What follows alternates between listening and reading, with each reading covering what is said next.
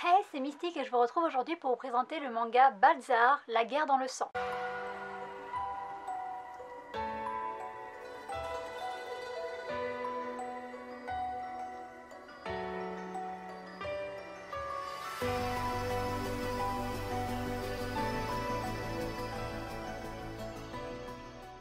Ce manga faisait partie de mon top 2019, plusieurs tomes sont sortis en 2020 et je suis toujours autant en amour de ce titre. Il méritait donc sa petite vidéo rien qu'à lui. Je vous retrouve aujourd'hui du coup pour vous présenter ce petit seinen de chez Meian. Le manga est publié depuis 2011 au Japon, il est en cours avec 12 tomes, en France il est publié depuis 2019 et il y a 7 tomes de sortie. Les dessins et le scénario sont de Michitsune Nakajima, c'est le mangaka qui a déjà publié un one-shot en France qui s'appelle La bataille de Sekieki. C'était publié aux éditions Clair de Lune qui n'existent malheureusement plus, donc du coup j'imagine qu'il doit être un petit peu dur à trouver, et c'est aussi un récit historique comme celui que je vous présente aujourd'hui. Il faut savoir aussi qu'il y a un spin-off qui existe de cette série au Japon, je ne sais pas si on l'aura un jour en France, et je crois qu'il y a un seul tome de sortie pour l'instant au Japon, donc je suis même pas sûre que ça sera une série qui est vraiment suivie. En tout cas pour le titre qui nous intéresse aujourd'hui, il est entièrement noir et blanc avec des illustrations couleurs au début. Chaque tome coûte 6,95 € et c'est tout ce que je vous dirai pour la présentation. Depuis la nuit des temps, la guerre est ancrée dans le quotidien des hommes. À notre époque, les pouvoirs politiques s'établissent à coups de fusil et les parlements s'érigent à coups de canon. La paix n'est qu'un répit servant à préparer la prochaine guerre. Ce manga se passe dans un monde semblable aux autres, mais à une époque plus ancienne. Si aucun nom de pays ne se rapporte à des pays existants, il est très facile de voir qu'il se rapproche de l'Europe du 19e siècle, notamment au niveau architectural et technologique. L'industrialisation semble débuter et le chemin de fer en est encore à ses balbutiements. Les habitants de ce monde connaissent donc les joies de faire des jours de calèche pour aller d'un point A à un point B, la quasi-inexistence de l'électricité, les périodes de disette alimentaire, les problèmes d'hygiène liés au fait qu'il n'y a quasiment pas d'eau courante, des plaisirs et surtout des déplaisirs que majoritairement on a eu la chance de jamais connaître. Dans ce monde, les guerres font rage, notamment au royaume de Weben qui n'hésite pas à employer tous les moyens pour étendre son territoire. Et quand je dis tous les moyens, c'est toute la panoplie. Guerre, diplomatie, annexion, manigance et j'en passe et des meilleurs. Le personnage principal de cette histoire, Bernd Balzar, est un homme aguerri au combat qui a déjà fait de nombreuses fois ses preuves sur le terrain, ce qui lui vaut d'être déjà commandant à peine 28 ans. Doué au combat, visionnaire, intelligent, vif, athlétique, canon, vraiment canon, vraiment canon. Il a tout pour réussir et c'est avec une assurance affichée qu'il s'attend, après de nouveaux faits d'armes, à recevoir une nouvelle affectation. Pourtant, si un nouveau poste lui est effectivement proposé, ce dernier va être loin, vraiment très loin, de ses espérances. On ne va pas l'envoyer guerroyer, non. On va l'envoyer dans un pays allié pour faire de l'enseignement dans une école militaire. Je vous l'ai dit, pour les dirigeants de ce pays, tous les moyens sont bons et instaurer une alliance fait évidemment partie du lot. Extrêmement surpris par cette nouvelle, aucune échappatoire ne va s'offrir à lui et il va devoir assurer dans ce nouveau rôle de professeur puisque sinon sa carrière va stagner au point mort. Son chef ne va lui laisser ni la possibilité de refuser ni la possibilité de se la couler douce.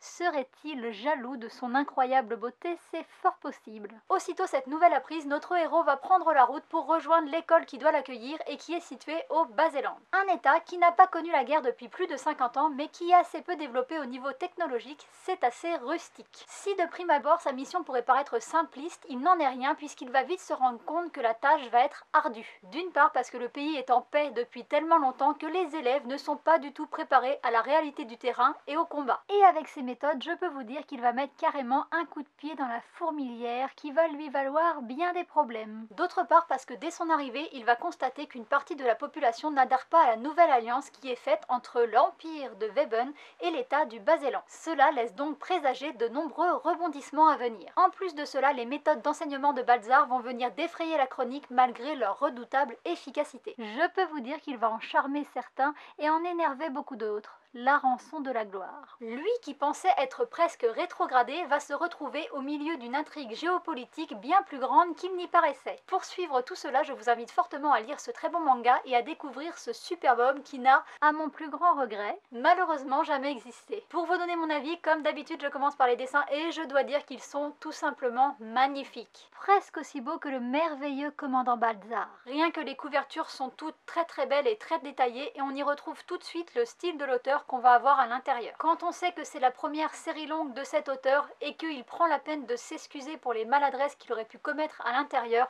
eh bien je trouve ça juste fou qu'il ait un tel niveau, qu'il soit si bon. Tout est vraiment beau, le chara-design est juste dingue, les décors sont très détaillés et en plus on a très peu de cases blanches, les scènes d'action sont dynamiques, on est vraiment pris dedans. Et les scènes d'action sont vraiment très importantes, le tome 1 le laisse pas vraiment présager puisque on pourrait penser que ça va se passer entièrement dans une école militaire, mais c'est pas le cas, l'histoire va tourner autour de la guerre et donc du combat et c'était très important que ça soit bien fait. Même les expressions des personnages sont bien faites et puis on voit qu'il y a un travail de fou en amont pour essayer de correspondre à l'époque et de ne pas faire d'erreurs, d'anachronismes, etc.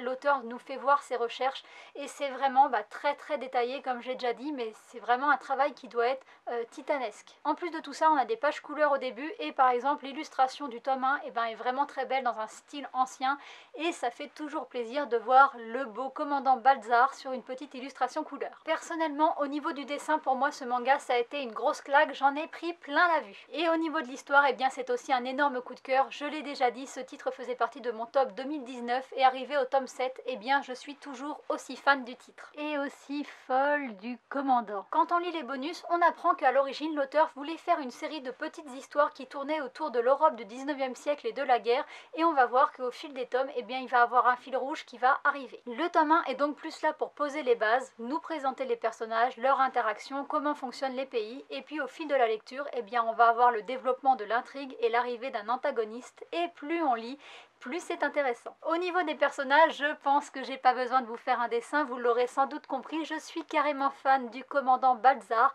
parce qu'il est canon c'est vrai, mais parce qu'il est aussi très intelligent et c'est un précurseur au niveau de la manière de faire la guerre. À son époque, les guerres se font encore au corps à corps ou alors avec la cavalerie, mais il a compris que la technologie qui est en train de se développer va changer tout ça et qu'un jour, il n'y aura plus besoin de voir son ennemi les yeux dans les yeux pour le tuer et comme il a compris tout ça, ça lui apporte une certaine clairvoyance sur le terrain et ça lui permet de mettre en place des stratégies auxquelles les autres ne pensent pas. Au fil de l'histoire, il y a vraiment un questionnement sur la manipulation de la part des gouvernements qui se servent des soldats et des militaires comme des pions qu'ils peuvent sacrifier selon leur bon vouloir. Il y a aussi bien entendu un questionnement sur le fait de se sentir appartenir à un pays et sur la question d'obéir aveuglément aux ordres. En allant donner des cours dans un pays étranger, le commandant va développer forcément des liens avec les habitants de ce pays, avec ses élèves et parfois il va recevoir des ordres qu'il n'a pas vraiment envie d'appliquer, mais il est obligé, il est militaire, c'est comme ça et pas autrement. En plus de l'histoire et pour ne rien gâcher, une petite cerise sur le gâteau, l'auteur nous donne au fil de la lecture des petites fiches pour apprendre des choses sur les objets historiques, sur les conditions de vie à l'époque ou sur les lieux qui l'ont inspiré pour le manga et ça c'est vraiment le genre de bonus que j'adore. On a une deuxième sorte de bonus qui sont des petites histoires plutôt rigolotes à chaque fois et l'auteur nous explique que c'est à la base le genre d'histoire qu'il voulait écrire, donc on voit clairement que ça n'a rien à voir finalement avec la version finale de son manga, mais c'est quand même très très agréable à lire. Bon, je vous avoue que le petit bonus où Balzar se rend dans une maison close m'a un peu déçu. Plus du personnage que de l'auteur d'ailleurs. Pour conclure, je vous recommande très chaudement ce titre qui a été un gros coup de cœur pour moi à tout point de vue. Je pense qu'il ravira les amateurs de récits historiques, de beaux dessins et bien entendu de beaux gosses. J'espère que je vous ai donné envie de vous intéresser à ce super manga. Et puis la vidéo touche à sa fin, donc je vous dis à bientôt pour une prochaine. Bye bye!